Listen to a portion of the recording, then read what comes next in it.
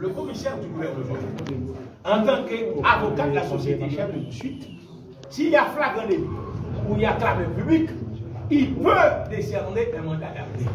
Mais dans le cas contraire, supposons qu'il a été saisi d'une plainte quelconque, eh bien, ayant reçu, il a pour devoir de la revêtir de son réquisitoire d'informé et de saisir à partir de ce réquisitoire d'informé le cabinet d'instruction. Seul le juge d'instruction est habilité à délivrer des mandats d'amener en vertu en voilà, moyennant que l'inculpé ne soit pas disponible à répondre à toutes les questions, à toutes les facettes de la procédure.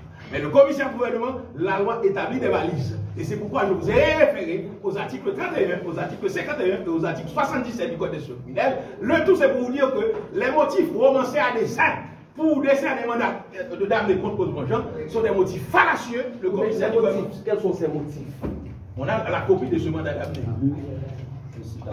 Incitation à la violence, complot contre la sûreté intérieure de l'État et association de malfaiteurs. Cela sous-entend que ceux qui terrorisent la population maintenant, qui nous kidnappent, qui nous enlèvent, qui violent nos soeurs, nos frères, nos fillettes, qui incendient nos maisons, qui nous chassent partout et ailleurs, ils ne sont pas nuisibles d'ailleurs, comme l'a su bien fait remarquer l'actuel ministre de la Justice. Ce sont les Bessap qui sont le véritable problème, mais pas les gens armés qui terrorisent la population. Vous voyez, Rose Bonjean est accusé comme complot contre la sûreté intérieure de l'État et on l'a traité vraiment de malfaiteur alors que le seul acte odieux qu'il aurait commis, c'est moi du peuple-là, puis il rébellé contre l'impossible, puis il dit non à l'inacceptable, puis il pas courir encore, puis il dit il va tuer le grain de cette manière. En tant qu'avocat, est-ce qu'il n'y a pas eu de déclaration incendiaire de la part de Rose Bonjean? Tout ça, est-ce qu'il n'y a pas eu? Non, je ne veux pas me substituer au juge instructeur.